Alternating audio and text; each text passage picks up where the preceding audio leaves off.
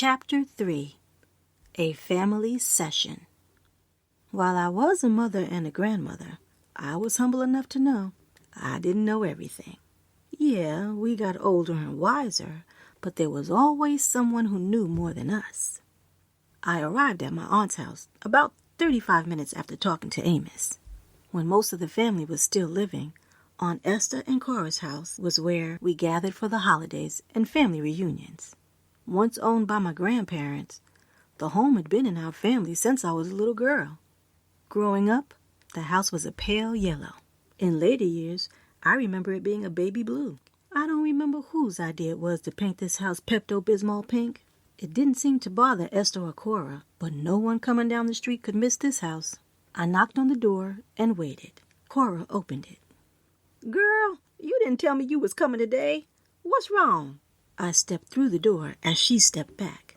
"I have a bit of an emergency." Smells of apple pie and nutmeg spice lingered in the foyer, guiding me inside to the living room.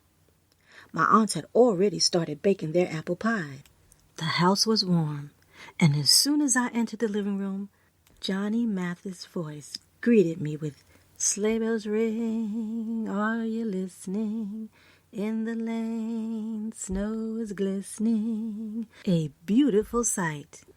I've always loved that song, even though I rarely ever saw snow on Christmas here in Charleston, South Carolina.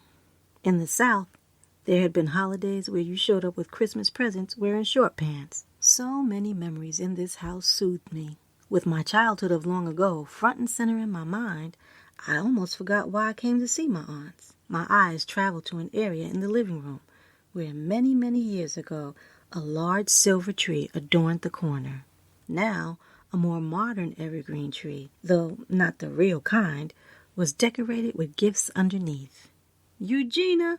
A strong melodic voice floated from a recliner in the living room.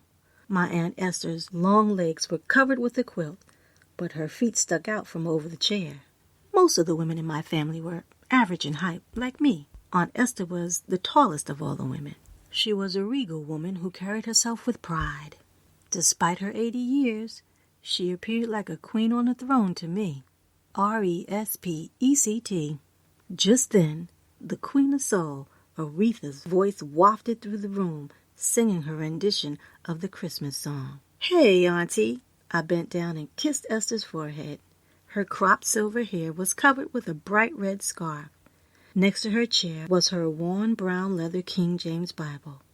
I honestly believed my aunt had that Bible since I was a young woman, and that it's been a long time. The pages were barely intact and sticking out in various places. "How's the bride-to-be?" My aunt grinned. Like Cora, though never married, Esther loved to attend weddings. The only time my oldest living aunt ever left the house these days was for a wedding or a funeral. I eyed my youngest aunt. "I guess Cora filled you in on the wedding dress." Esther smiled. "She did. I can't wait to see you. I remember that old dress we found for you when you married Ralph. I believe it was the dress Mama had worn." "Really? How come I never knew that?" Esther laughed. "Girl, you were probably too scared to remember. My, you and Ralph made a good life. Had Junior, Cedric, and then surprised everyone with Lisa. I remember I was so glad to see you finally get a girl." I chuckled. "Lisa has been quite the handful ever since. I love her and my grandbabies. I'm glad they live here in Charleston." Esther fiddled with her quilt, pulling it over her feet. "What about Amos? Has he any kids with his first wife?"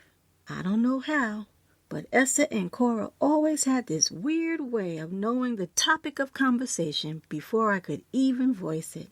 I swallowed. He has 2 daughters. He hasn't had the best relationship with them since their mom died." Cora walked into the room. She came in with mugs on a tray. "Sorry to interrupt. This time of day, Esther likes tea." Esther grumbled. "What I really want is some strong black coffee, but my sister has talked me into this green tea concoction." Cora rolled her eyes. "It's good for you." Esther sighed. I'm too old to worry about what's good for me. With shaky hands, she took the mug that Cora held out and took a sip.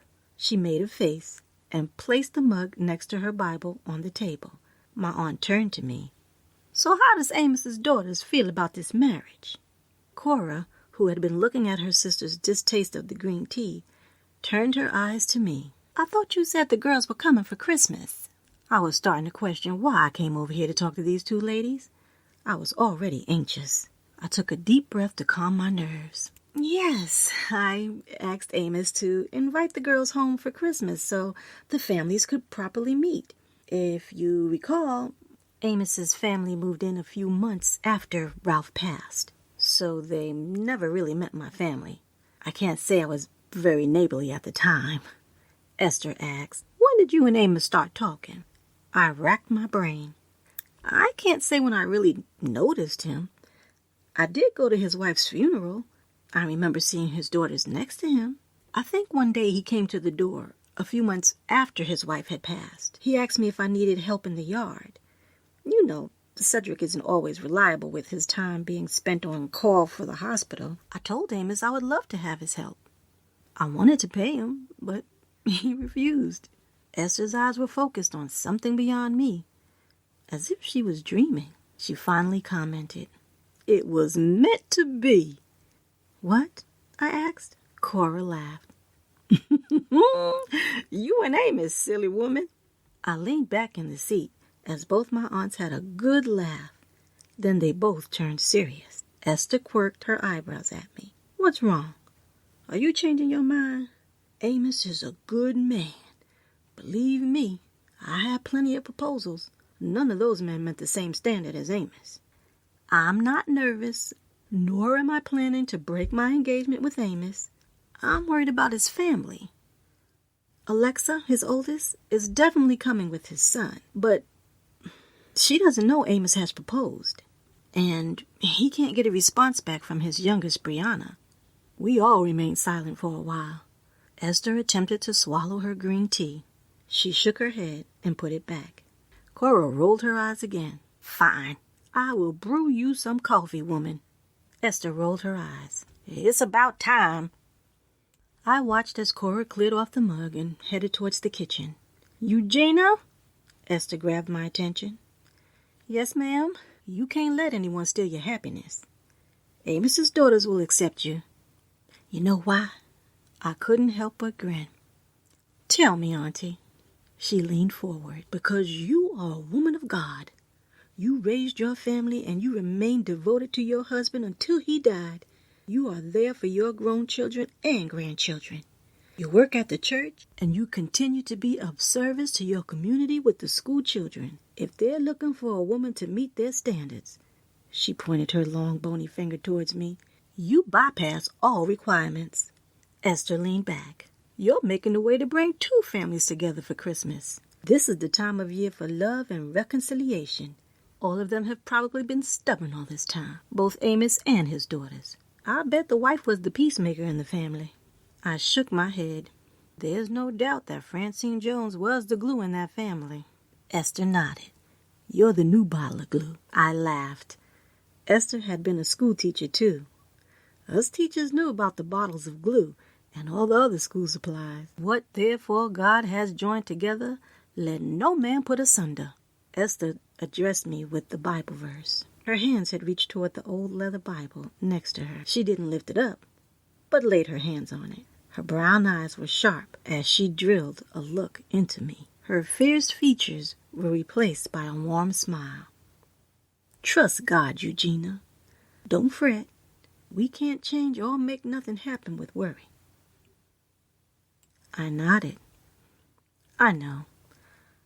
I just really want Amos to hear from Brianna, and I want both girls to feel like they're home. Esther nodded. It will all work out. She lifted her finger again. Even if it seems like it's not going to be what you think, trust God for that miracle. This is the season, girl. This is the season. I couldn't argue with that.